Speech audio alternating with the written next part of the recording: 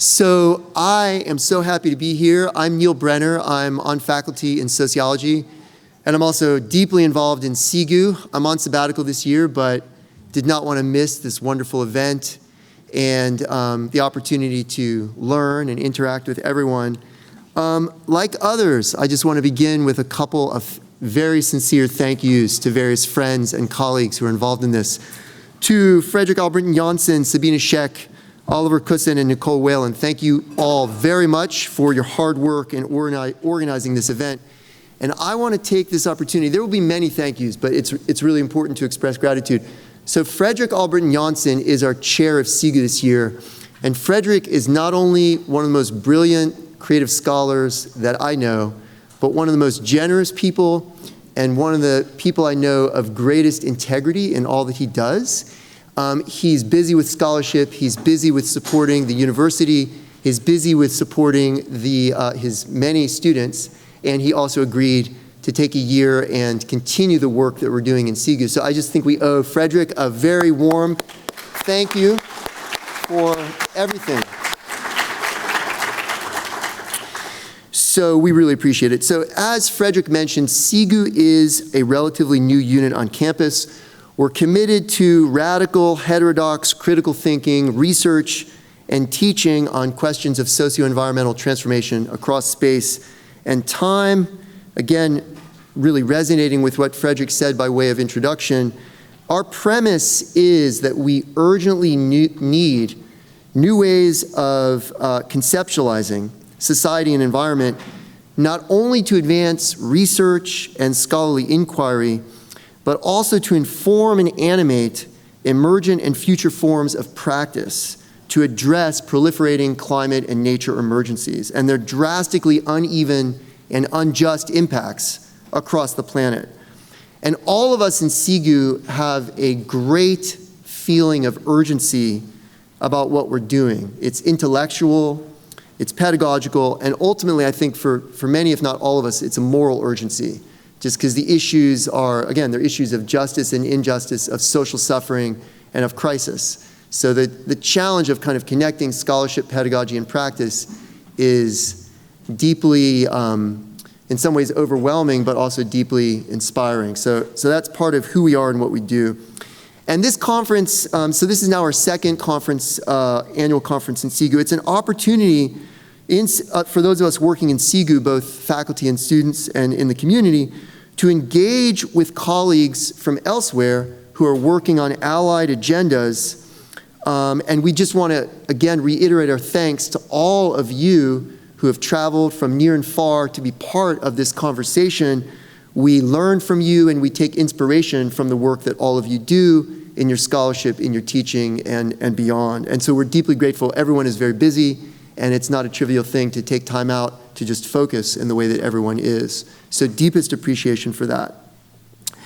So as for this panel, it poses key questions, like the conference as a whole, about the relationship between the commons and socio-ecological transformations and crises. And one of the big questions on the table, again, building directly from the discussion that we've already had, and the commons as a concept in social political theory and in philosophy has a long history. And a lot of the work done on the question of the commons is not really reflexively environmental or ecological.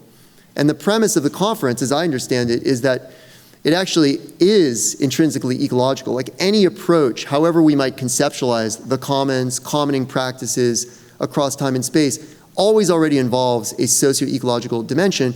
Understanding what that dimension is, how it is transformed through political, economic, strategy, and struggle across time and space is an important puzzle with which we want to grapple. So just by way of intro to this panel on transitional commons, I'll just throw out a couple questions, which again, very much already articulate to the conversation we began this morning. So just four pretty quick ones. What exactly is the commons? I left the last panel with a lot of sort of clarifications from some of the interventions, but also new questions that emerge. So I think we'll continue that question. Conceptualizing it is not a simple matter, and I think we'll continue to accumulate diverse conceptualizations. The whole question of the historical transformation of the commons and of commoning practices over the long durée, but also in the context of we might say, systemic cycles of capital accumulation. There have been all kinds of transformations, and it's obviously contested today in and through political, economic transformation and struggle. So the historical evolution. And then third, so CEGU is the Committee on Environment, Geography, and Urbanization. We're really interested in the spatialities of pretty much everything that we study in the social sciences and the humanities. So how do we think the geographies, the uneven geographies of the commons and commoning practices across time? That's not only an empirical puzzle, but also very much a conceptual one, because how do we actually understand what it means to talk about the spatialities and the geographies of the commons? And then last question, which again, I had a few related to this from the previous panel, and I suspect that our panelists this morning in this session will engage with this.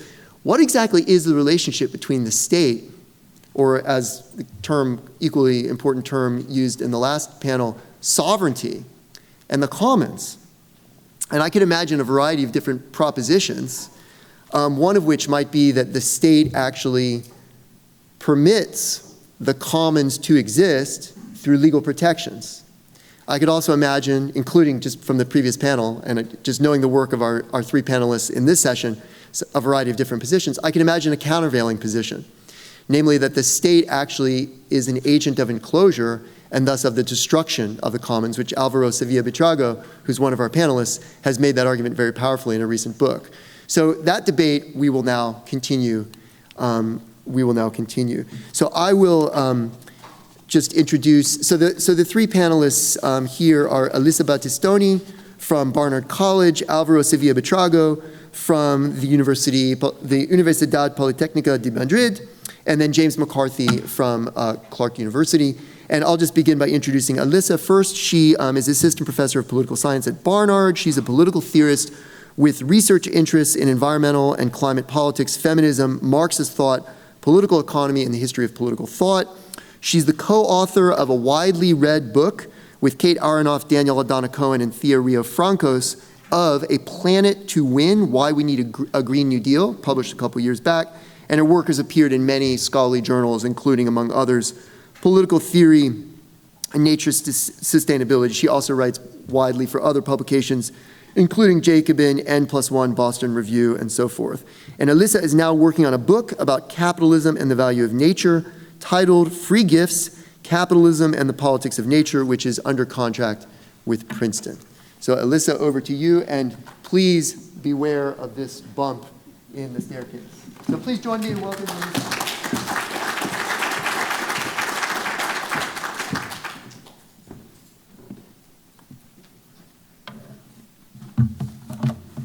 Thank you for the warning, so I'm sure I would have forgotten that.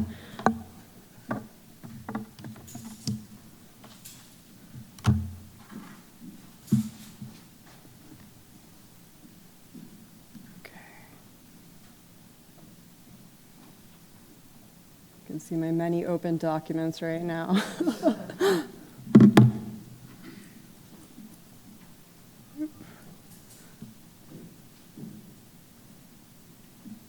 Okay. All right. Thanks very much, everyone. Thanks especially to the organizers, to Frederick, Nicole, Ollie, Sabina, and Danielle for bringing us all together. I'm really excited to be here. Really enjoyed reading everyone's papers. The panel this morning was great, and I'm looking forward to continuing this conversation over the course of the day. So thanks, everyone. So my paper and talk are basically following two stories about the commons, one a tragedy and one a romance. And these are old stories, or stories with an older history in a sense. If we look at Western thought, and the way that Western thought is often conceived of nature, it's often thought of as a gift from God to all of humanity in common. So even John Locke, our preeminent theorist of private property, observes that God has given the earth to the children of men, given it to mankind in common. But of course, for Locke, the commons is a wasteland.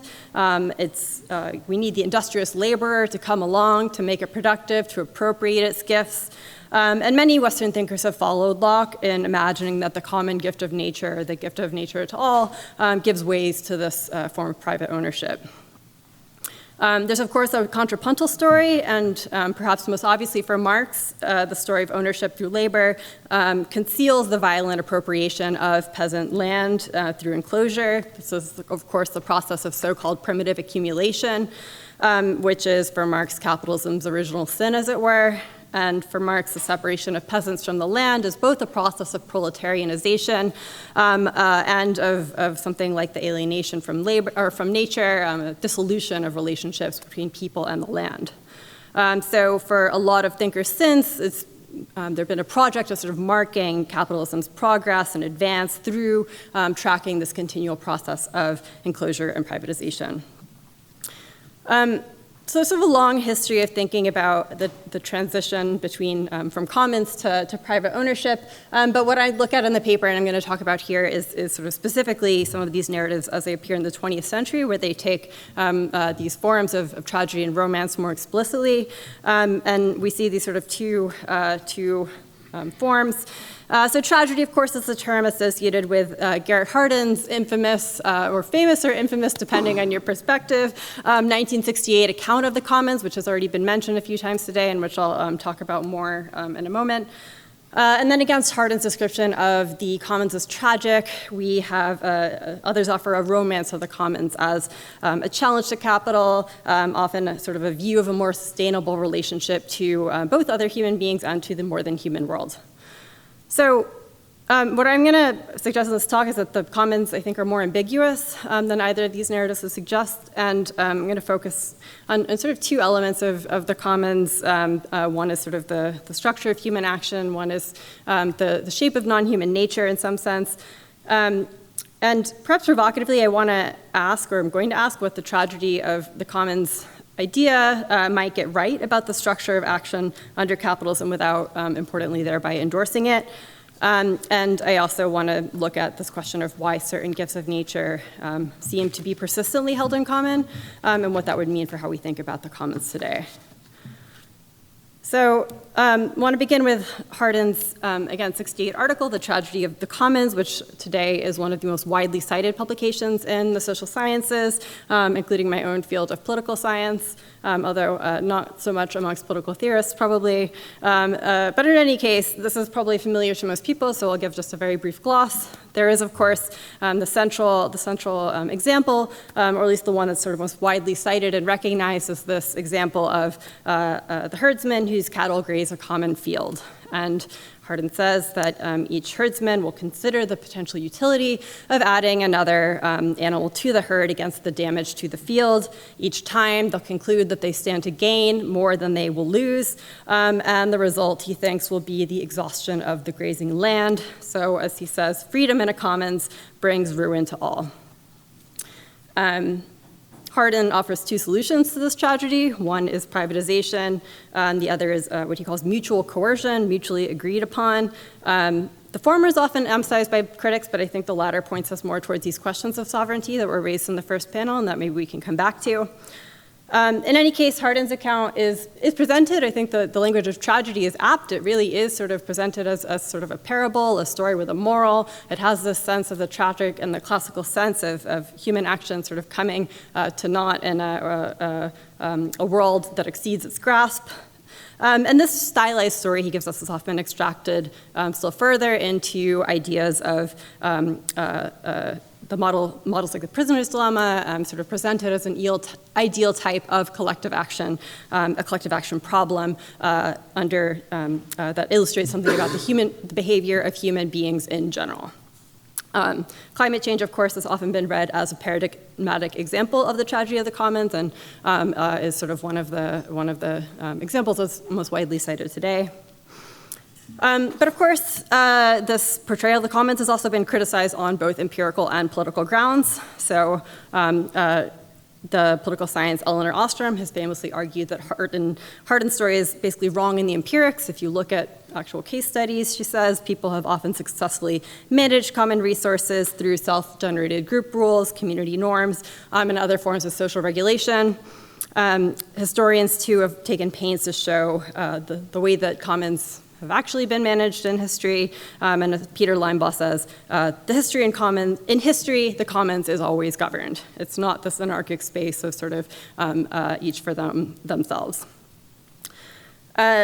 These sort of, within the sort of general group of people who are criticizing Hardin and offering an alternate view of the commons are often slightly different, sort of, or often significantly different political prescriptions or ideas. And so, for Ostrom, the task is really just getting the institutions right. For her, the commons are sort of just another institution that can, a form that is distinct from either market or state, and that can perhaps avoid the shortcomings and the problems of both. Whereas Linebaugh and other radical critics, including Silvia Federici, who we will hear from very shortly, have tended to offer a stronger critique of capitalism, arguing that the portrayal of commons as tragic, it's sort of an ideological justification for privatization, and offering an alternative that often takes the form of something like a moral tale in its own right. And this is what I think of as the romance of the commons as a form of resistance, especially to capitalism, and the promise of a re-enchanted world, to use the language of Federici's recent book. And I'm sympathetic to these critiques, but what I am going to argue is that to reject Hardin's analysis altogether is to neglect what it gets right about the way that capitalism structures action, and potentially even action within commons or the shape of the commons themselves. It's important, I think, to know that it's possible to manage commons without tragedy as the sort of inevitable result that Hardin presents. And yet recovering commons and sort of recovering these possibilities of the commons, I think, shouldn't preclude diagnosis of the real problems of what we might think of as something like market alienation that structure a huge amount of human action today. And these, I think, are problems that Hardin identifies, however inadvertently and however sort of inadequate his analysis of them. So although Hardin presents the story as a timeless tale of human nature, the market is actually visible around the edges of his parable. So these herders aren't just producing for their own benefit. They're not just subsistence farmers or producers who are meeting their own needs. They're actually producing, they're selling their animals somewhere off stage, he says. And this is sort of a brief aside, but this is significant, I think, because it means that this action, which is weighing benefits against harms on, again, this sort of level of purely individual calculation, it's not motivated by sheer human nature. It's not sort of just a fact of human existence. And so it's an assessment of market incentives under conditions of what seem like something like market dependence. So if Hardin wrongly presents a naturalized story of human nature, I'm not sure that this is necessarily empirically inaccurate. Because, again, I think the structure of action he describes is pervasive under capitalism if typically presented in different terms. Adam Smith, after all, had famously argued that the pursuit of self-interest as individuals tends to produce collective well-being, however unintentionally, and sort of importantly unintentionally.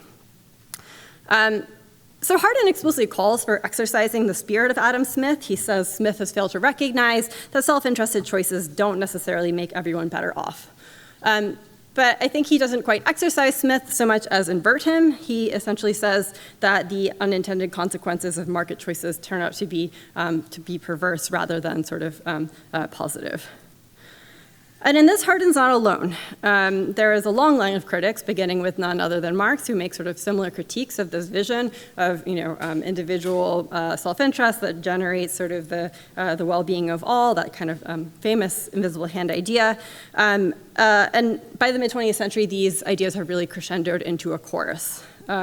Hardin's tragedy of the commons is one of many ideas describing a version of the problem of collective action in a world of individualized decisions, which are emerging in the 1960s. And I think that there's sort of similar ideas expressed through, in terms of externalities, free riding, the prisoner's dilemma, counterfinality, and others.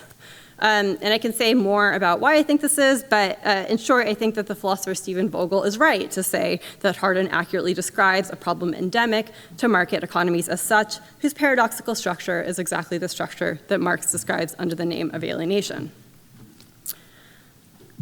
So far I've been talking about sort of the structure of human action problem that I sort of named at the outset, but I want to spend a few minutes before concluding, turning back to this other problem, the gift of nature to all in common, and to the sort of question of the ecological in the commons that Neil pointed to in his introductory remarks to this panel.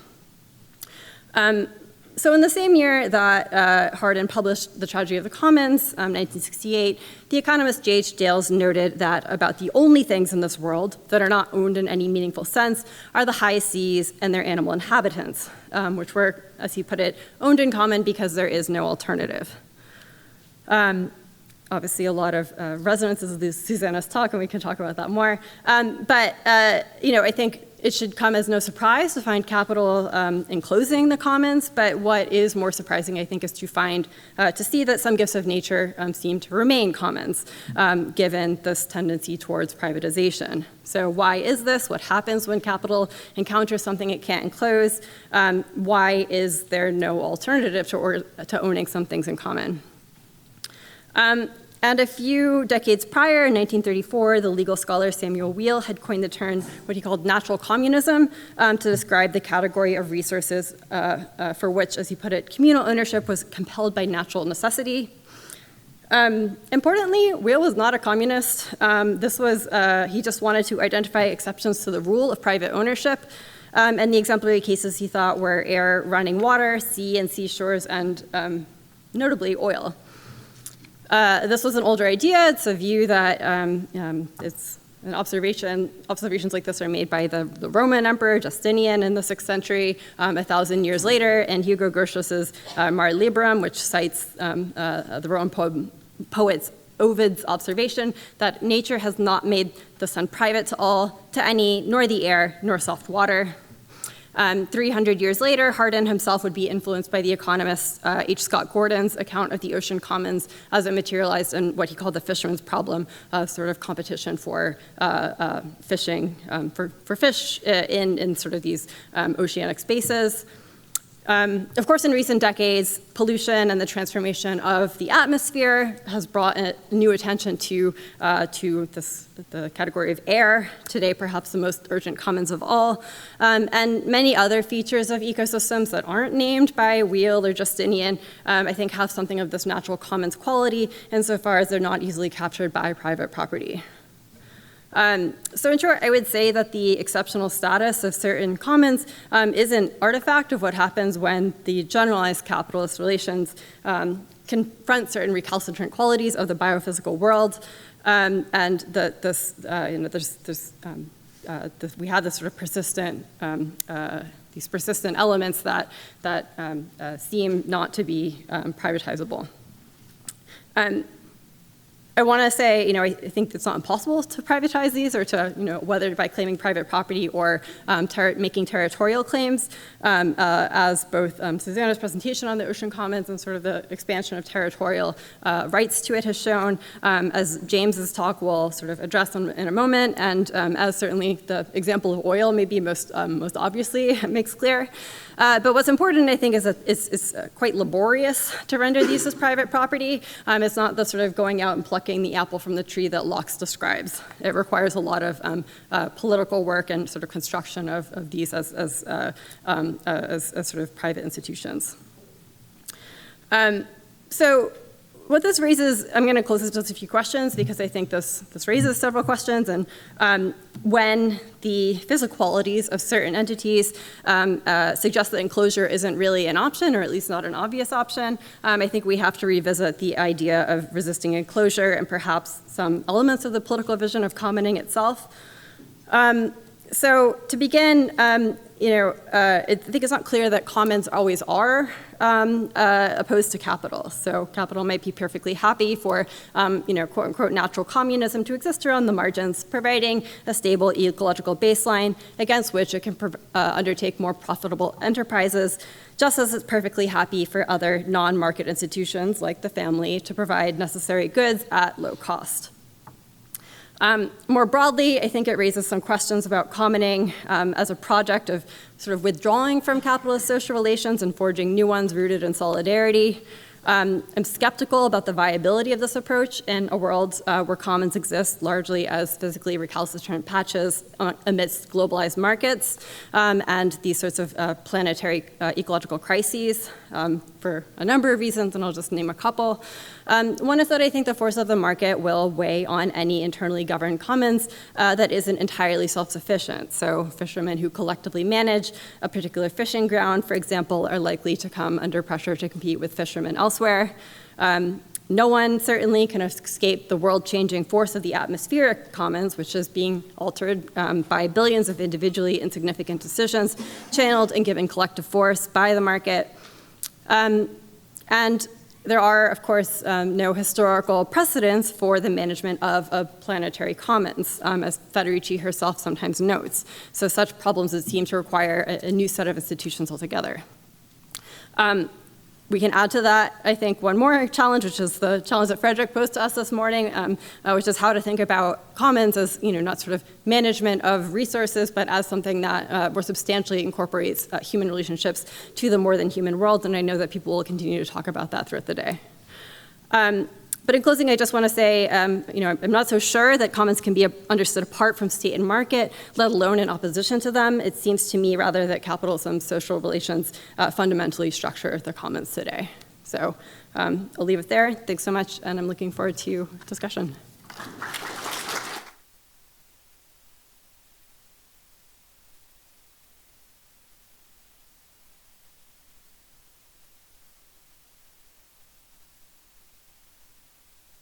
That was great. So next up is Álvaro Sevilla-Buitrago. As mentioned, he's Associate Professor of Urban Planning at the School of Architecture at the Universidad Politécnica de Madrid. Álvaro's work sits at the intersection of urban studies, critical theory, and social history with a focus on how urbanization design practices and planning policies shape social change and community life. He's devoted special attention to exploring the spatial dimension of struggles over the commons and social reproduction throughout history.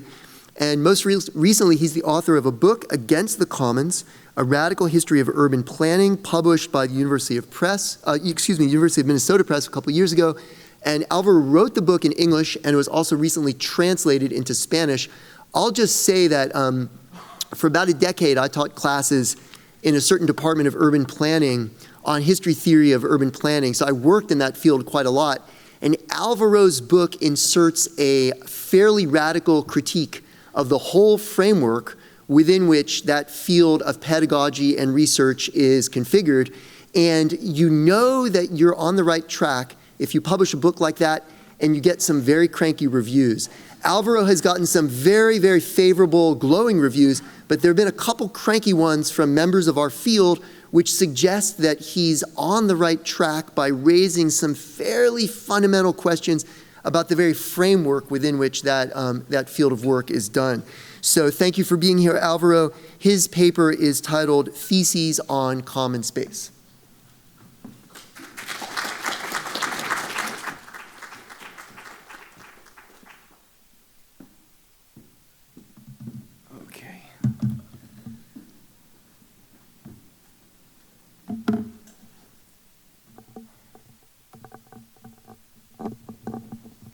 Thank you, Neil, for that generous introduction and for reminding me about the cranky reviewers. And thank you, everyone involved in the organization of this incredible event. Okay, I shall begin with a few flash images to illustrate my argument today. They show different examples of commons. Some of them are distant in time and space. Some are close, painfully close, I would say, as you will see. But they share an important aspect.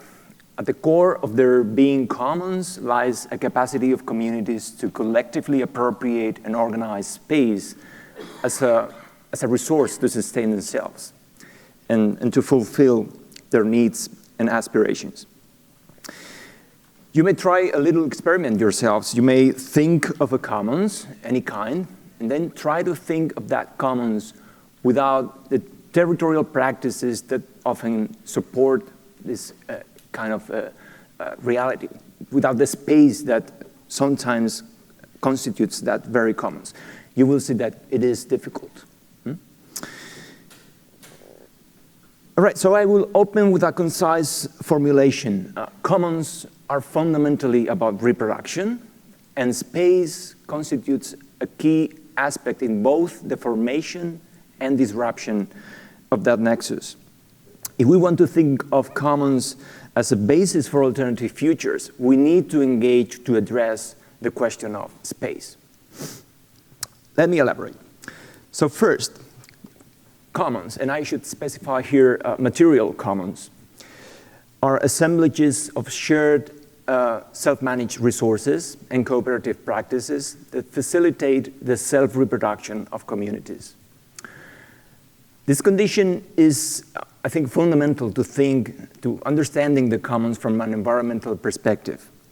Reproduction is, after all, just another word for sustainability, right? Securing the continuity of a particular community and its supporting environment in time. We might say that material commons form a matrix that promotes virtuous cycles of social and ecological reproduction. The regeneration of the community and its ecosystem are closely intertwined and mutually dependent. They're often based on circular economies and circular metabolisms that blur the boundaries between production and reproduction, between society and nature, sometimes also between the urban and the rural, as we will see. Commons have indeed been described as sites of neganthropic work and sources of metabolic value, a platform that protects communities not only against market and state pressure, but also against entropy, against ecological degradation. And many of these qualities are related to a seemingly trivial element, space, right? So second, space, as I said, is a crucial aspect of commons. Whether we are talking about material resources such as common pastures and community gardens, or about spheres of radical politics, autonomous social centers, open public assemblies, space and spatial relations are fundamental drivers and stakes in the construction of commons. Commoning itself is often territorial. It is a form of cooperative appropriation and production of places resulting from the need of communities to seize and control space as a source of livelihood and power. And indeed, we might say that commons become political when commoners develop an awareness of this control over space. So it is important to understand how this common space works, right? So just to mention a few key aspects, we might say that the virtuous cycle of reproduction I just mentioned is possible because common space is often versatile in terms of the practices it supports. It is not exclusive. It is flexible and fluid, not fixed. It is organized as a dynamic, not restrictive zoning that promotes lower divisions of labor. And this is important. This is one of the reasons why commons clash with capitalism, which is a system based on exclusive divisions of space that promote larger or greater divisions of labor. Second, commons are about autonomy and self-reproduction, as I said. So common space creates its own centrality, a capacity to work as a center and nurture self-reliance and to resist peripheralization, even when we are talking about communities on the margins. Third, common space is often relative, not absolute. Throughout history, it usually coexists with other socio-spatial formations, sometimes as a field of operations on which other regimes feed to expand, right? And in that sense, we might think of common space as frontier space, a space that is shaped by constant friction between antagonistic economic and ecological regimes. And finally, space also matters in terms of scale. The virtuous cycle of socio-ecological reproduction is often a consequence of the local geographies of commons, the fact that cycles of nutrients, raw materials, and energy flows, and the institutions that regulate them are contained within territories of proximity. All right, but precisely because space is a crucial aspect of commons, it may also become instrumental to dispossession strategies. So from the classic period of enclosure acts in England to recent forms of neoliberal urbanism, spatial schemes, spatial techniques are usually a key component of strategies to dismantle the commons. In my own work, and especially in this book that Neil mentioned, in case you want to check it, I have examined how these techniques, and particularly spatial planning, shape capitalist urbanization as a realm of struggles over commons and reproduction and a vector of decommoning or decommonization. The disruption of commons often has profound environmental implications, even if it only pursues immediate socioeconomic goals. Sometimes, however, enclosure and dispossession are intentionally deployed to promote a new environmental fix, breaking communal ecologies when grassroots control of local metabolisms become a fetter on the expansion of national or global markets. And again, under capitalism, urbanization becomes a critical driver of these attacks. And I should clarify here, urbanization understood in the terms proposed by planetary urbanization scholarship, Neil and other people. That is as a dialectical process that binds together city growth and the transformation of much larger hinterlands upon which agglomerations ultimately depend, a process that connects these territories and at the same time deepens the metabolic rift between them. Okay, let me use now two brief examples to illustrate these ideas, one from each of these geographies of urbanization. First, the archetypal period of enclosure in England, a deliberate project to disrupt peasant self-reproduction, for sure, but also to subordinate rural areas and their ecologies to urban markets. In other words, and to borrow Marx's phrase, a form of urbanization of the countryside. Parliamentary enclosure can be seen as a form of primitive spatial planning, which also had long-lasting consequences and environmental impacts at several scales. The common field system was collectively governed, as you know, and it prioritized the subsistence of commoners. So liberating husbandry from these forms of local collective governance through enclosure led to farming for profit and economic specialization, which eventually reduced the complexity of local ecosystems as subsistence mixed farming methods gradually waned. Enclosure also stimulated the disappearance of the kind of circular metabolisms of communal arrangements, contributing in the long run to soil depletion. The open field system incorporated various strategies to restore soil fertility, including advanced crop rotations, extensive fallows, also the organization of pasture rights to secure a balanced distribution of animal manure. Keep in mind that collective pasture, as you're seeing here, was allowed on private arable land after harvest to improve soil capacity with animal dung. So agricultural intensification after the wave of enclosure acts in the 18th and 19th centuries triggered a fertility crisis that in the long run required the introduction of commercial, often external fertilizers, sometimes coming from as far away as Latin America, which also had a deep impact on indigenous farming, for instance, in some regions in Peru and Chile. So in this case, the attack on commons not only disrupted the local metabolism, but actually fueled an agrarian crisis that was connected to intensifying patterns of colonialism and ecologically unequal exchange on a global scale. Second experience, a different modality of urbanization.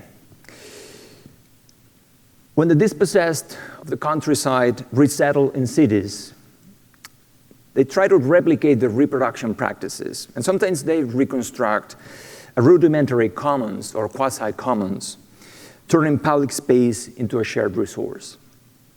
This generates a hybrid form of urbanization that incorporates rural elements, reintroducing new forms of circularity that may mitigate the metabolic imbalance of large cities.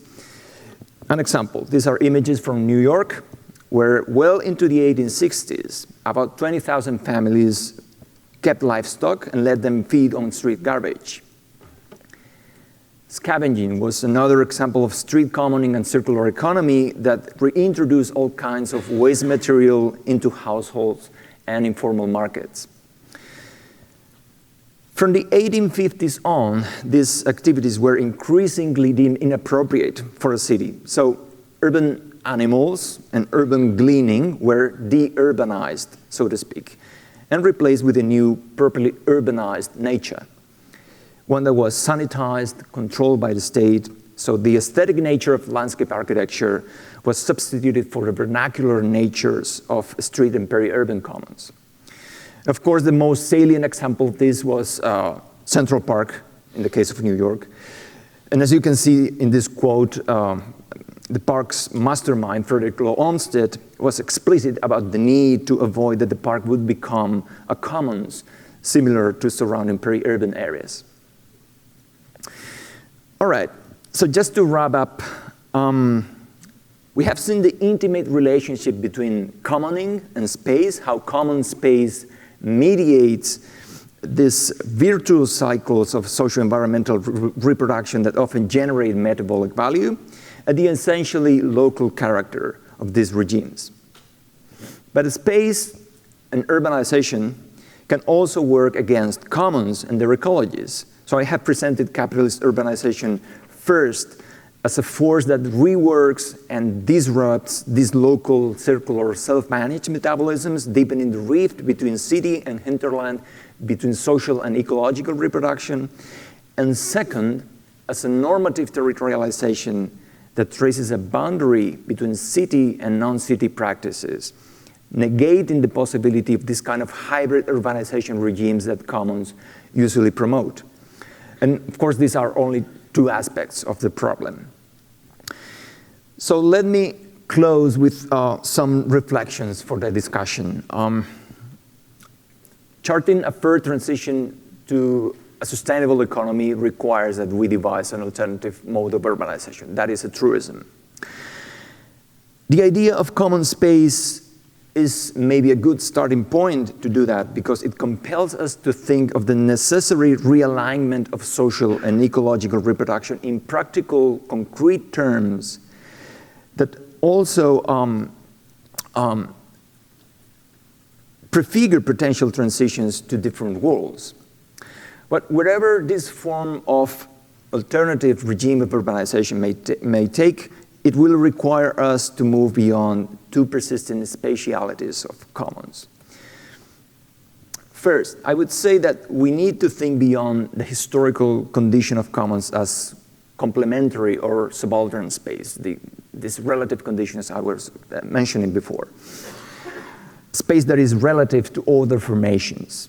Raymond Williams, for instance, described commons as a breathing space away from the constraints of serfdom, wages, rent, and so on. But I think the challenge is to think common space not as a bubble, but as absolute space, as a potential alternative totality. And this requires that we think in terms of communist urbanization, an urbanization entirely based on commons, an expansive communist urbanization. What does that look like?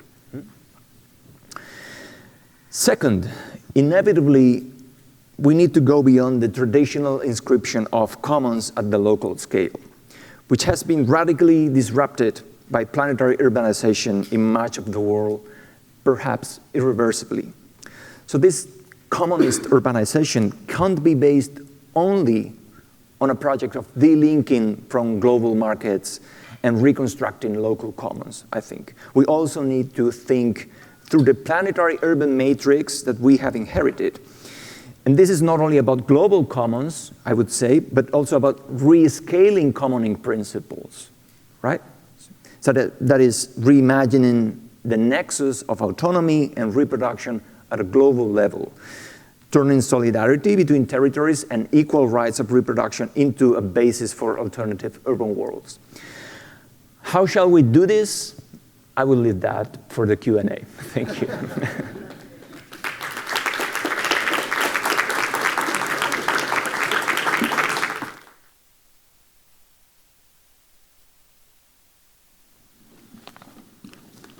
Thank you so much, Álvaro. So we have a lot on the table already, and we have one additional presentation from James McCarthy, professor of geography at Clark University. James works in the fields of political ecology, political economy, environmental politics, policy and governance, property, rural areas and extractive industries, social movements, and social theory. James's research and teaching center on questions of environmental governance, how people lay claim to and struggle over their environments, how human societies regulate their relationships with their environments and with what consequences, and especially how the political economic structures and dynamics of capitalist societies produce particular sorts of environmental transformations, dynamics, and outcomes. James has investigated these questions with respect to a variety of environments and dynamics in the US and Canada and globally, including comparative analyses of public lands politics and community forestry programs, the scalar strategies of environmental NGOs and social movements, the effects of neoliberal ideas in environmental governance, and the relationships between trade policy and environmental regulations. And I'll just also share, well, actually, I want to thank James, something he probably doesn't know. So many decades ago, three decades ago, in fact, James was a PhD student at Berkeley in geography, and I was starting my PhD here in political science. And the annual meeting of the AAG, the Association of American Geographers Conference, was here in Chicago, and I was trying to figure out whether to study geography. James was studying with Alan Pred, I believe, or at least he was on the panel. And I went downtown to find out what was going on in geography. And I heard a wonderful paper by then graduate student James McCarthy on, if I'm not mistaken, land use change and maybe emergent tourism strategies in northern Idaho. Is that possible? I remember it.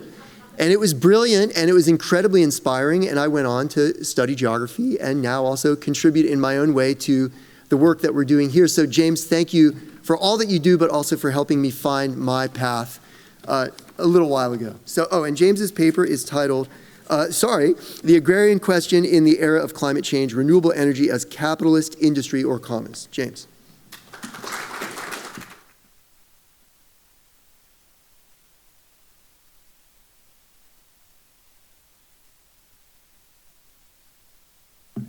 So thank you very much for that introduction, Neil. And thanks very much to all of the organizers for bringing us all together here. I will say that one way of interpreting that anecdote is that Neil decided after seeing my talk to not actually get his PhD in geography, but we absolutely appreciate the connections and conversation over time, which continue. So,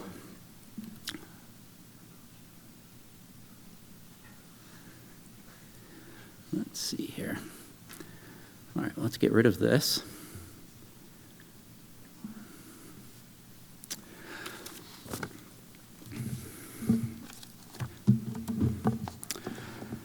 Okay.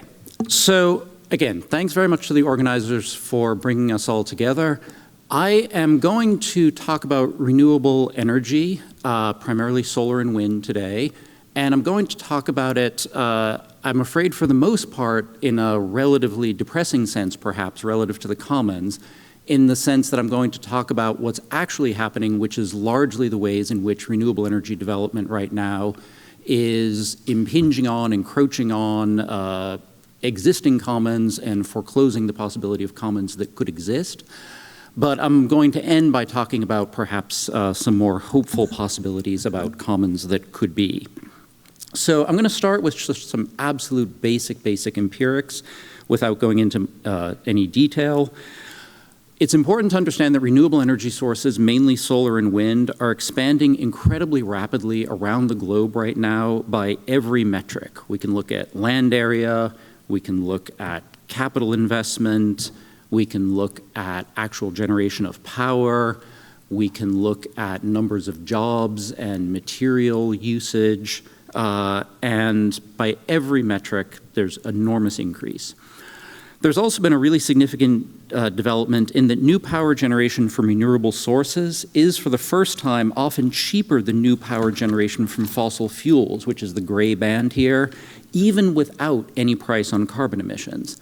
And all of this is, of course, taking place in the context of, and largely because of, fossil-fueled climate change, and in a policy paradigm in which the emergence of rapid, large-scale energy transition is often framed as in tension with the deliberative and consultative processes required for justice and democracy. So things are often framed in terms of the trade-off illustrated in this graphic.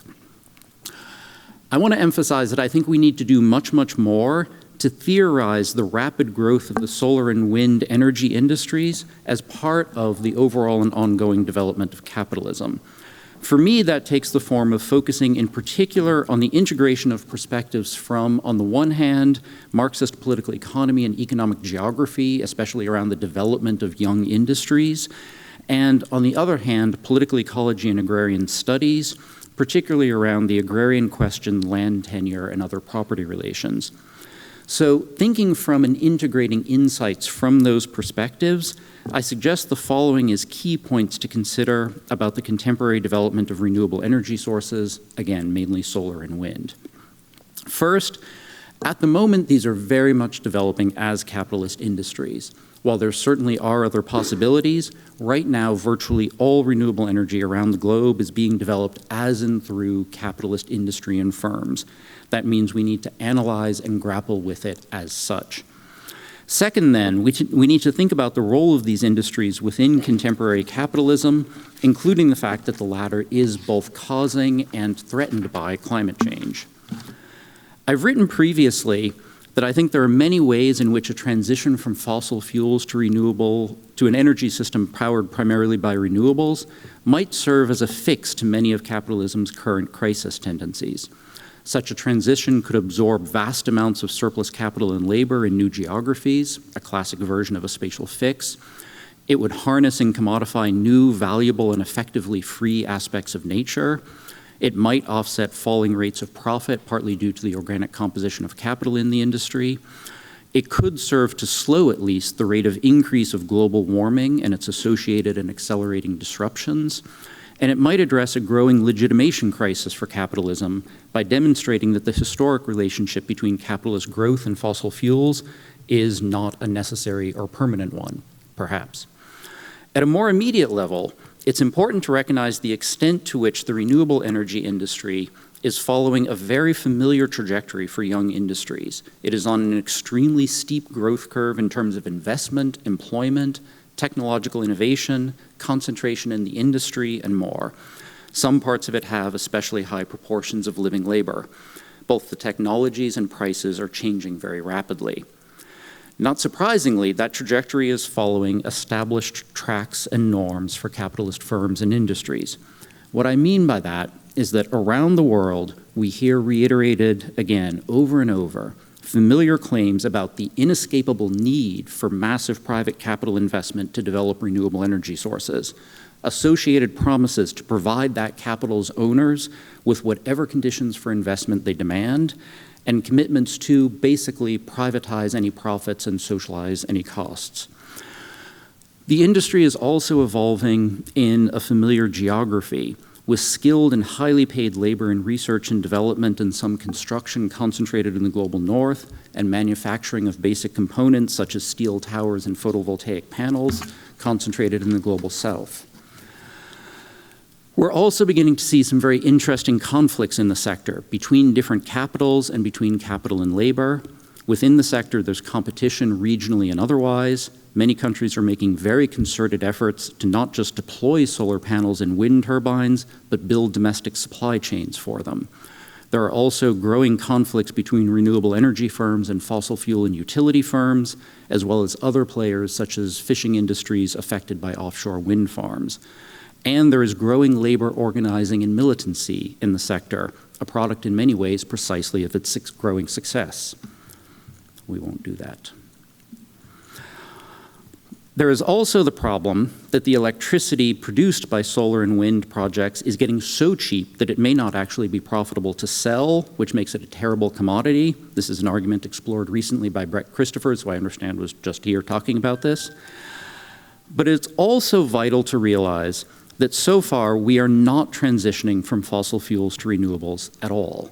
Rather, we are just adding a rapidly growing slice of renewables to a still growing mountain of use of fossil fuels. That won't change without strong, direct action to limit fossil fuels. Absent that, capital accumulation and growth of the total mass of capital is trumping all other goals and strategies in this sector. In that sense, references to transition are premature, wishful, and even naive, and I include much of my own recent work in that indictment. Beginning to shift our focus here from economic geography to political ecology, it is vital to recognize that these new industries are, in a real sense, producing new natures. And since they are currently organized as capitalist industries, they are therefore producing new capitalist natures. From the conversion of forests and farms to lifeless photovoltaic arrays, to the construction of massive wind farms that mammals will have to learn to live alongside or perhaps navigate through in the ocean, to the mining and new supply chains that enable both, these industries are creating new metabolisms, new interspecies relationships, new landscapes, new natures. So for the past 10 years or so, I've been thinking about these dynamics very much from the perspectives of political ecology as well, and agrarian studies. For today, what I want to emphasize is that these industries depend in large part on the disruption of what are, in at least a broad sense, ancient commons, and on the denial of prospective new ones. What I mean by that is that, as in many natural resource industries, new enclosures and commodifications of previously unenclosed and uncommodified bits of nature are at the heart of the solar and wind industries. So for people steeped in property theory, it is striking and jarring that the effective enclosure and commodification of sunlight and the wind, some of the very things taken for millennia as the paradigmatic examples of that which could not be enclosed and therefore privatized, as Alyssa reminded us, are central to these industries, in fact. A key feature of these new commodifications of nature is that they depend, of course, on creating scarcity out of abundance. Sunlight and wind truly are free, abundant, and perpetually self-renewing resources. So for them to become the basis of successful commodities, there must be scarcity and what amounts to private ownership of them. But it actually takes a lot of real work to create scarcity around sunlight and wind. That is, of course, accomplished mainly through control over land and other territory, including marine territory. At the same time, sunlight and wind are diffuse compared to fossil fuels. There's a lot of energy in them, but it's spread out over time and space compared to a barrel of oil or a chunk of uranium. So that means that it takes constant harvesting over substantial areas of the Earth's surface to collect enough energy to satisfy norms shaped by generations of cheap fossil fuels. So the question of where such new, very spatially extensive land uses will go is thus a critical one. And we need to look at how the massive rollout of renewable energy development is intersecting with land use and land tenure. It's very clear already that these projects are often being steered towards so-called marginal lands, those lowest in economic value, occupied or used by those with the least political power, and categorized variously as public, wastelands, pastoral, or commons. In short, as other than private property. And of course, as we've heard, those are all categories with deep capitalist and colonial histories. These sightings are justified with the usual discourses of improving and making the most of these unproductive lands, quote unquote, serving critical national development goals, and saving the global environment. Demands for land for renewable energy siting are thus becoming an increasingly large part of the so-called global land rush, And those lands are being accessed and secured through existing agrarian social structures. I had a chance to do just a tiny bit of research in India a year or so ago. This is from a site in western Rajasthan, and what you have here is a mixed renewable energy project with both solar panels and wind turbines, and also, of course, transmission towers connecting them to the national grid, often going right over the houses of people who don't have electricity. Notably, this is, of course, all highly securitized, behind barbed wire, with constant security patrols.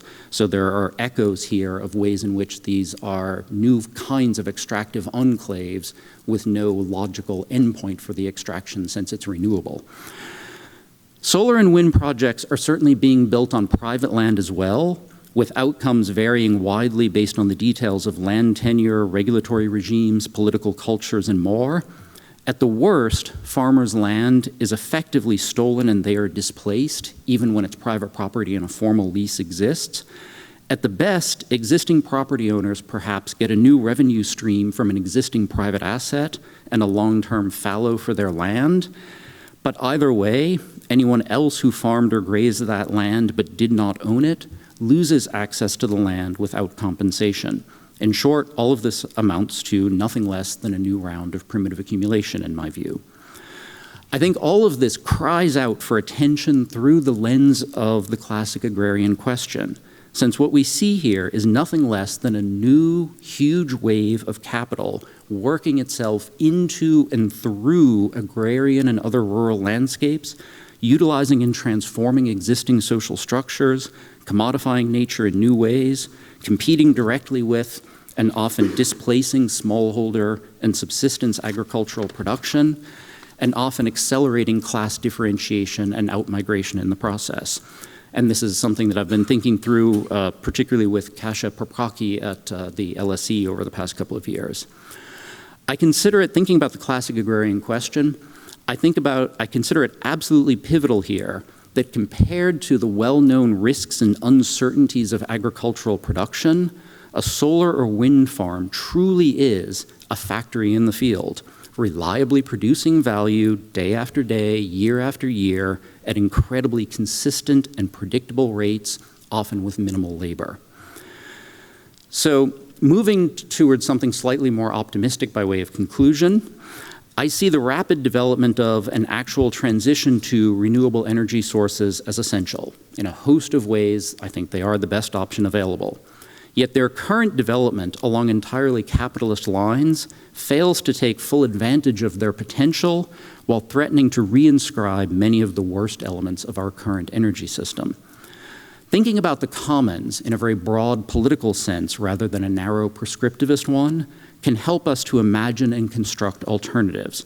This has been the subject of much speculation, and I won't attempt to give a comprehensive list of all of the compelling ideas out there right now. I'll just mention 3 for purposes of illustration and discussion. 1, true democratic public ownership and management of energy systems from production through transmission. That raises, of course, the question of who the public is and whether and how that differs from a commons, but it's hardly a utopian dream given the long history of many publicly owned and operated utilities and services prior to neoliberalism. 2, severing what we could call the supersurface estate, i.e. what is above the ground, from the surface estate, just as is often done with the subsurface estate for minerals, as we saw with Matt's talk. So if you think about property in that vertical sense, we think about the land on the surface most often. You can think about it vertically and say, well, what's below and perhaps what's above doesn't have to be part of the same property package in the same ways. So in short, if it's ownership of a piece of land that allows for the construction of scarcity in this domain, perhaps we should say that flows of wind and sunlight are covered by the public trust doctrine and a public resource, and so the public should get dividend checks for their development. Alternatively, we could borrow a page from the Brazilian Constitution and insist that those not using these productive resources forfeit them to those that will. For example, the anthropologist David Hughes at Rutgers has suggested that the roofs of all those big box retail stores, if they don't put up solar panels, should be subject to appropriation by those who will.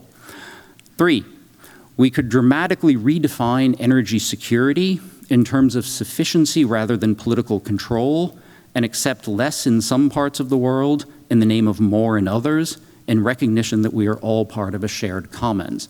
And I don't mean to say that I'm taking these categories unproblematically or at face value, but there's certainly something here to discuss.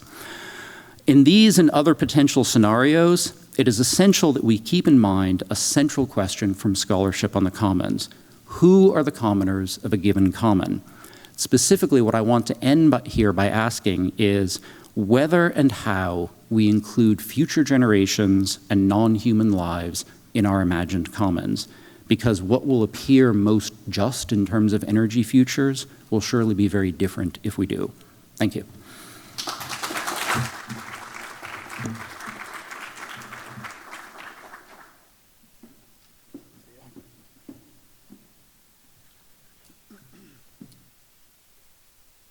Very much to our 3 panelists. That was kind of amazing. My head is about to explode.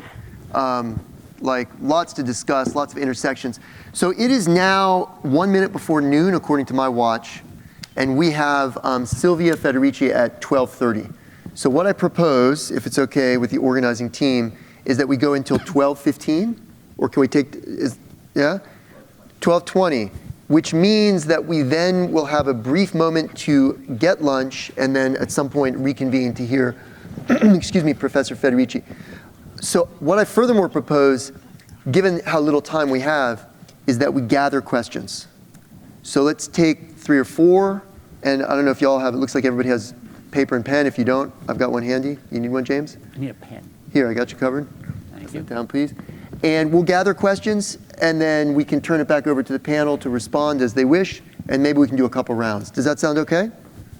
I got a couple nods. Frederick's nodding. Okay, the floor is open. And I believe Carlo or someone, Alexander, has the mic, so just signal. And please, Marinush, in front. And maybe tell us who you are, just in case folks don't know you. Hi, I'm Marinush Suresh. I'm an archaeologist and a faculty at U Chicago. This was an amazing panel. Thank you.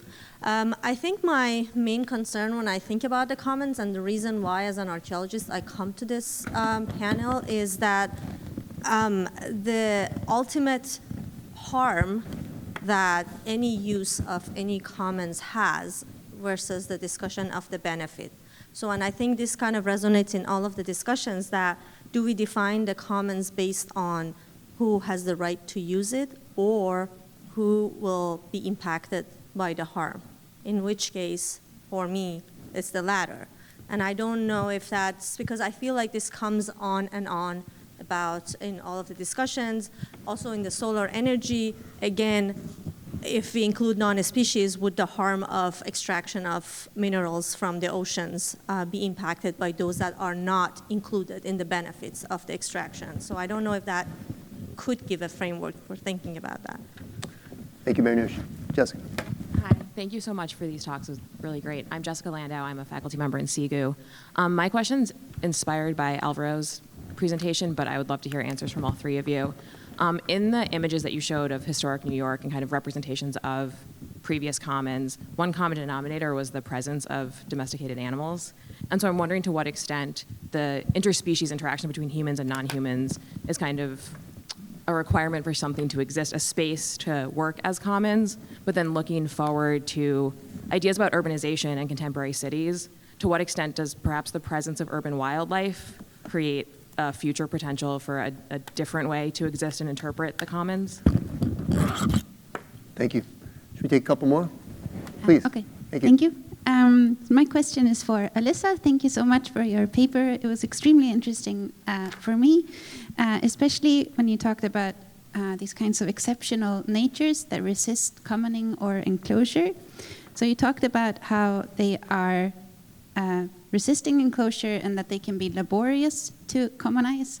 And I wonder if you had looked more closely into those laborious processes and if there are any specific dynamics that you have seen within those processes that recur, or if it's more case specific. Thank you. Should we take one more from this side? Okay, then I'll throw one in the mix. So I just want to ask the panelists to tell us more about the spatialities of the problematique of the commons. One of the issues that arose in several of the presentations is that you create a common space that seems to be outside or at least antagonistic to dominant structures of capital and profit-driven growth. And that particular space, at whatever scale, breathing space or local, becomes operationalized in relation to structures of capital. So I'm just wondering, I mean, this is a really tricky puzzle, but just if you could speak about the ways in which we might, if we aspire to do so, escape that particular trap. In other words, because you've got to start someplace by creating a zone within which to develop an experimentation around some sort of alternative that points beyond existing structures. So is there a way to do that and to somehow avoid the danger of either staying local and always being vulnerable, or staying local and being basically operationalized and subsumed within a broader, I mean, Álvaro, you alluded to it with regard to the idea of a different totality, but it's kind of a question. We know there's no answer to this, but I think we'd all welcome further reflections. How do we actually pursue that? And James, that also articulates powerfully to your presentation, because you've given us an example of what looks like an alternative. All of these putatively renewable energy systems, which, as you argue, very systematically and eloquently, basically reproduce a kind of logic of growth-first social reproduction. Endless growth that just simply is based on renewable energy resources instead of fossil fuels. So we get out of some kinds of environmental crises and climate and nature emergencies, but we're reproducing a kind of voracious logic of accumulation. So can there be an approach to solar, wind, et cetera, that gets us out of that? Lots on the table here. I don't know should we go in the order in which you presented, or I don't know how you prefer? Sure. Yeah? Good organizing principle. Okay, Alyssa, are you ready to Sure. go for it? Thank you. Yeah. I think I'm just going to try to take them in the order, because that'll make it easier for me to just go through my notes. So these are all great questions, so thank you to everyone. And so first, just a brief note on the concern about the commons. I think that this is absolutely right, the sort of challenge of exclusion, or something which is often very definitive of commons, that there's a community that is sort of managing the commons, and that's very explicit in a lot of the literature on commons and commons governance. And I think that does present a very significant problem when we think about things like, what economists will talk about as externalities, or things like the kind of planetary commons questions, where we can't kind of contain, thinking about, governing, for lack of a better term, to sort of small, groups of people that are, where many others are excluded, where it's, again, not just about use, but about sort of the effects of use that may extend far beyond, that common grazing pasture in Hardin's example. So I think that is one of my, also one of my hesitations about at least the traditional view of the commons. But there are, I think it actually speaks in many ways to Neil's question in a way that there's, we also need to probably figure out different scales of, that it's not, you can't just kind of do everything planetary or nothing, and there are many different scales at which these different kinds of commons and natures and sort of nature-human interactions might require different kinds of, or demand different kinds of, scalar organization. I think the question about domesticated animals and sort of more than human, whether those are required for space use as commons is super interesting. I'll probably let Álvaro say more about that, but I do think I've always been very struck in doing work on sort of history of 20th century political economy over and over again, people who are not thinking ecologically, who are just doing economics, repeatedly returning, their examples are always these sort of encounters of human beings in the more than human world you see, and people like Ronald Coase, who's just a classic law and economy economist, but all of his theory of social cost is, all of his examples are hunting rabbits and cattle that get out of the fence and, smoke polluting the air. They're all of these sort of, you inevitably kind of, these problems always erupt around that kind of interaction of human and non-human, and so I think that's very important. The question on exceptional natures is great, and sort of there's lots to talk about. Susanna, we should talk more. I think that it probably does depend on, the laborious privatization, which James also referenced. I think probably does depend on the specific resources. So I've looked at it probably most most extensively in sort of what are described as ecosystem services and natural capital. And there, I think it is a little bit, often it takes a form of at least trying to construct forms of more like abstract property rights, and carbon credits are like maybe the only sort of successful one thus far, but it's actually, it requires a lot of political, especially and state work, and so that's again, sovereignty comes back into the picture. And so, that's a lot of, defining, sort of the state has to like make the commodity in a sense and define its terms and enforce the rights and so on. But in other cases, it's just like old-fashioned control of the land, right? Like in James's, I think, presentation points that really well, that it's you create a technology that you have that you can exercise proprietary rights to, and then you can kind of say like, well, nobody else can use the stuff I'm generating with this. And so there are, I think, different forms based on the different entities in question, and I will just sort of very briefly try to answer Neil's great challenge, which is, I think, well, on the one hand, the spatiality question, I think, is just because it is certainly part of this sort of question of like the sort of biophysical resistance, and a lot of the sort of where spatial dynamics are not as amenable to the formal, the traditional forms of enclosure, like you put a fence around it, or you kind of like can alienate it and give it to somebody else in exchange for money or whatever. So spatiality is very important for that, I think.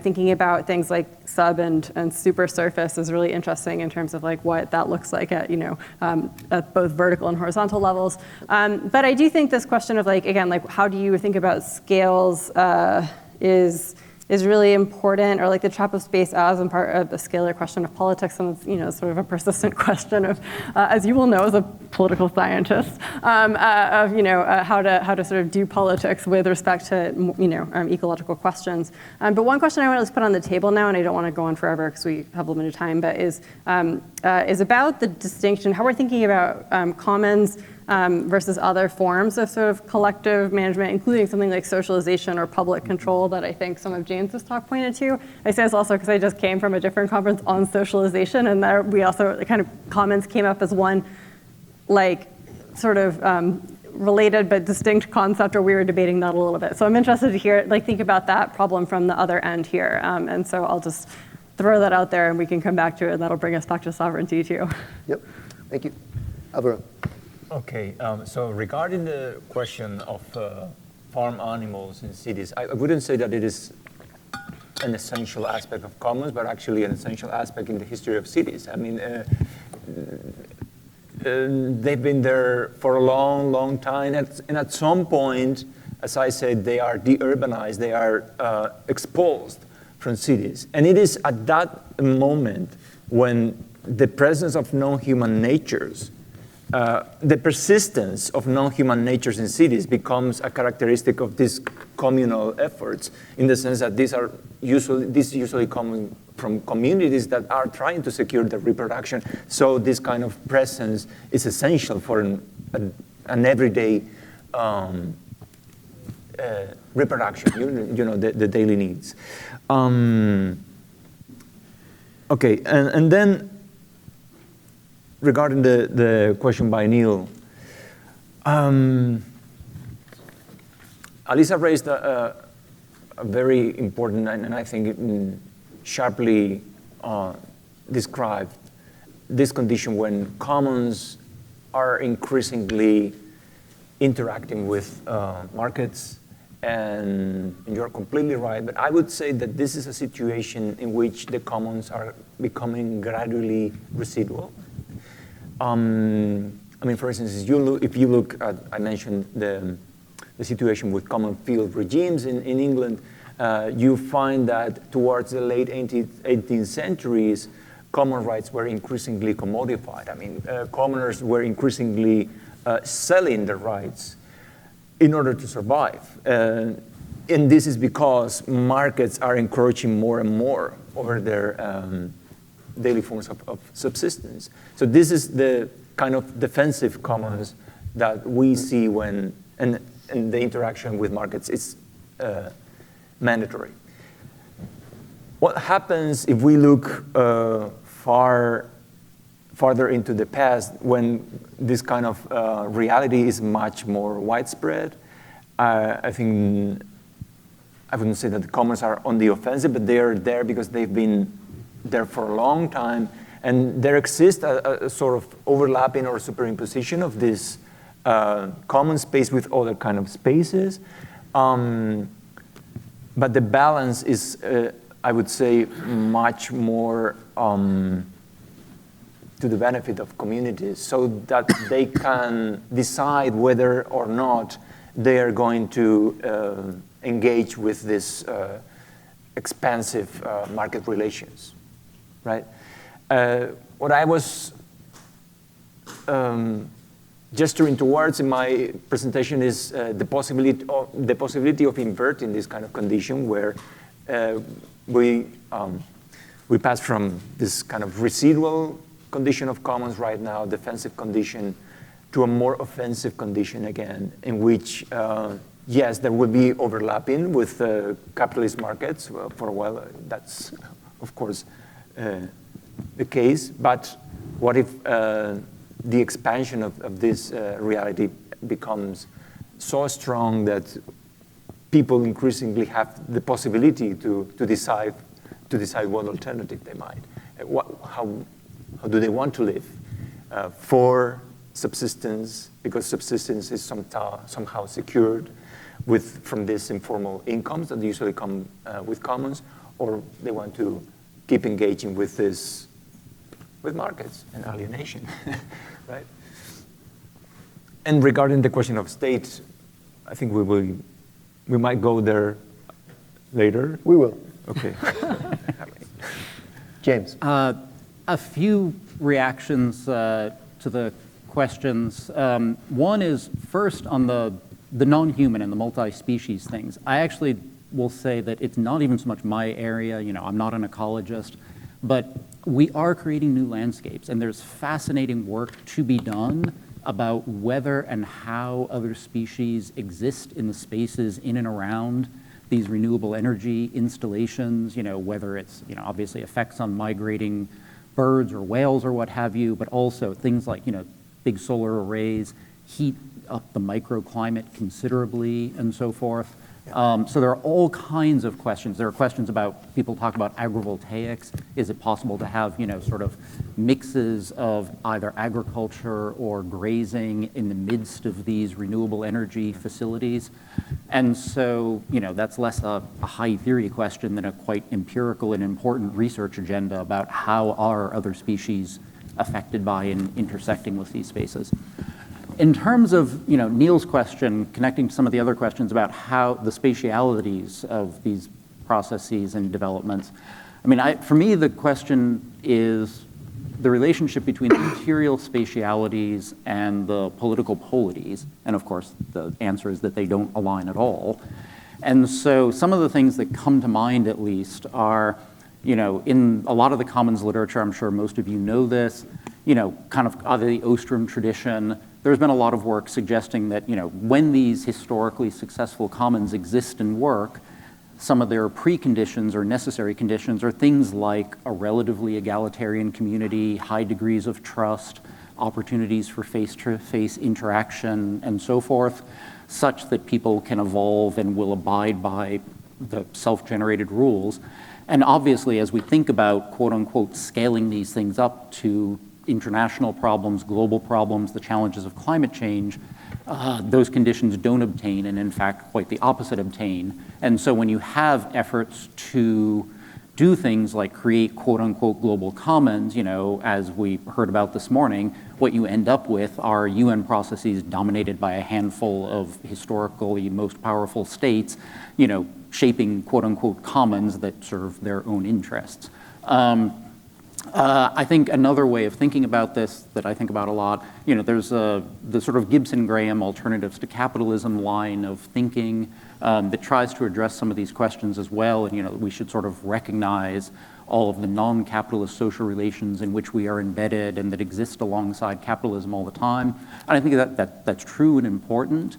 At the same time, I think we often don't pay enough attention to the ways in which, you know, these sort of bubbles or alternatives or experiments exist within and don't just subsidize, but also, frankly, are dependent upon the larger capitalist economy in which they exist. And so essentially, we need to, one way of thinking about it is, not sort of bracket anything off or have sort of externalities, but, look at actually the totality of the system in question. I'll stop there. Thank you all so much.